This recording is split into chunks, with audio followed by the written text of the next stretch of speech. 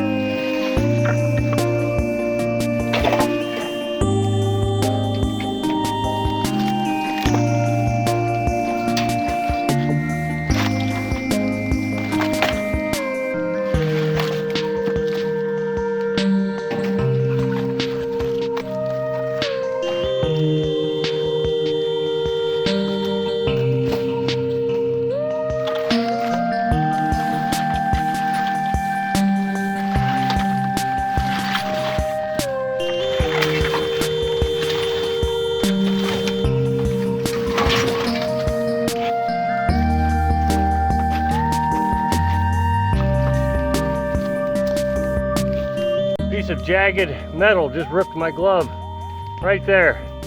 Thank goodness I was wearing my gloves. That'd have been my finger. So the demolition is just about finished.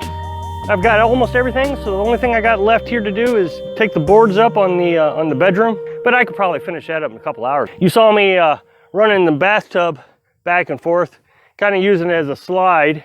As long as I don't get it too heavy, it slides pretty easy, and that way I can take all this trash up and bring it down. So Carolyn and I will continue to do that for however long it takes. We're in no big hurry on that.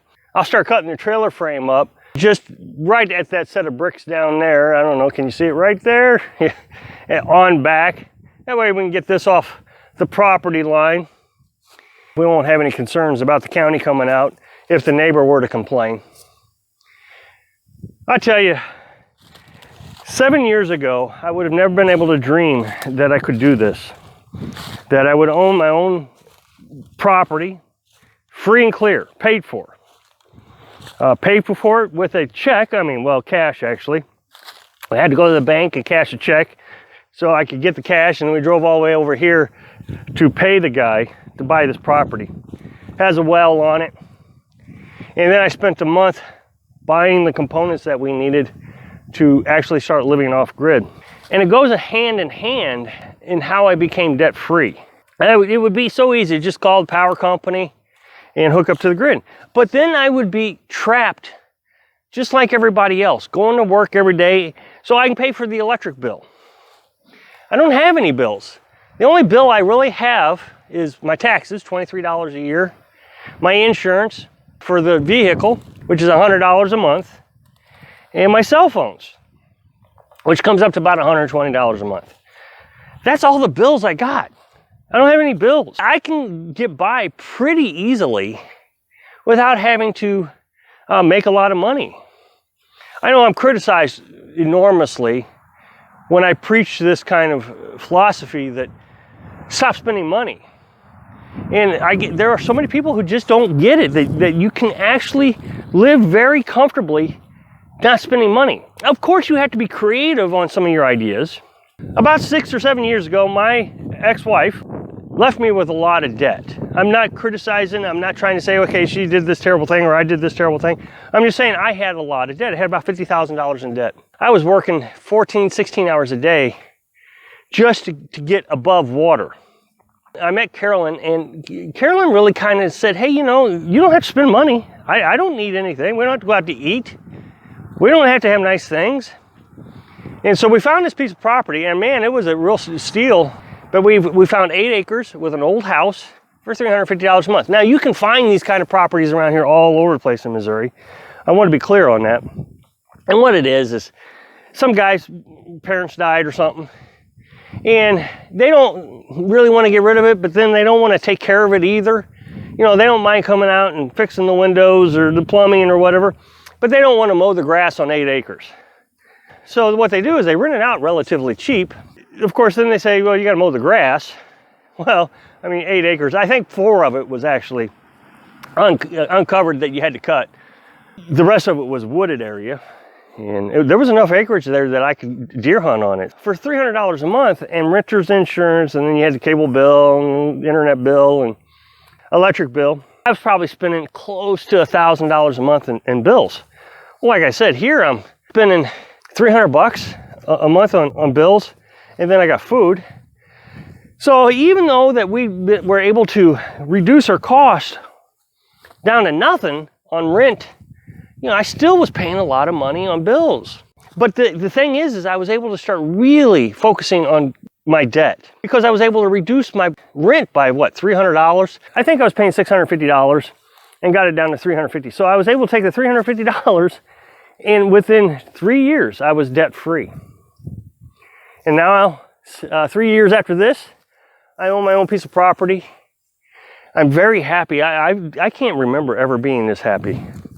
I was the type that was always driven to work.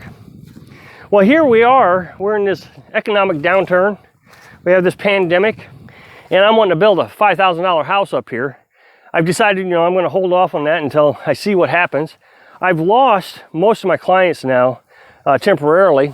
You know, I do this programming business. It doesn't matter right now. Of course, I can't go long term like that, but I have enough in savings and emergency fund that I'm going to be able to easily overcome this obstacle. I am criticized that I need to buy a piece of equipment, or I need to buy this, or I need to buy that. On the other hand, I can do it my way and not buy anything and just figure out ways to do without. One of the reasons I didn't want to grow a garden this year, well, there was actually 2 reasons why I didn't want to grow a garden. One, I was thinking I was going to be so busy building a house that I didn't want to spend time growing a garden. Carolyn and I were going to focus on the house, and then next year we were going to grow the garden. And the second reason is I had to buy a tiller. Well, there again, I didn't want to spend the money on the tiller so I could spend the money on the house this year. Well, since this economic downturn has happened, you know, food may become an issue. Who knows what's going to happen? You know, we need to be prepared. So I've had to refocus a little bit. Carolyn started some seeds, tomatoes, beans, different things, squash, cucumbers. So I thought, well, maybe I should start thinking about a garden. That means I got to go out and buy a tiller. Well, I don't want to spend the money. I'm being very careful about spending money during this economic downturn because I don't know how long it's going to last. And so that means my emergency fund's got to get us through it with what little revenue I've got coming in. So what am I going to do? Well, I've decided I'm going to do what I always do. And I'm just going to use my physical abilities, and I'm going to till it myself. I'm going to use a shovel. This is going to be the garden area right here. Now, I'm not going to make it this big this year, but all I got to do is work 10, 15, 20 minutes a day with a shovel, and I'm going to shovel up and turn the soil over. Now, the reason I picked 10 minutes or 15 minutes a day is that's what I do with the lawnmower. Right now, I'm pretty out of shape. I know I've been criticized about being out of shape, but that's just what the nomadic life did to us. We didn't get any exercise. This will also help me get into shape, lose a couple few pounds, and I'll be able to just turn the soil, and I'll just work a little bit at a time. And then next year, I'll be stronger, in better shape. Then I'll be able to turn more soil, maybe work, you know, an hour a day. And before you know it, I'll have it all tilled up. The same thing I did when I was using the sickle blade to knock all this down. I would just work a few feet a day. And I think it took me just like 120 minutes, I think is what I came up with. It took me 2 weeks to get to that point. Just 10 minutes a day, and I had it all done. Well, the same thing applies. I'll have a big enough garden that we'll have some enough food, hopefully, to minimize the amount of food that we got to buy this winter, saving us more money. The point is I think a lot of people struggle with the idea about this lifestyle because I don't have enough money. I mean, I hear a lot of people, I'm on Social Security, there's no way I can afford it. If you prioritize your money, you know, we don't buy alcohol, we don't buy cigarettes, we don't have any of those products that we have to buy. The only thing we have to have in stock is coffee. And then we only spend about $200 a month in groceries. In the last month, we've only spent, I don't know, what, $450 on food and bills. We just don't spend. And so I think this is helping us actually get through this pandemic and this lockdown, is we don't feel the need to go out and do anything. We're quite happy here. I would really recommend focusing on your credit cards and getting them paid down so you can go and buy something that really will help you fulfill out your dreams for the rest of your life. Thanks for watching.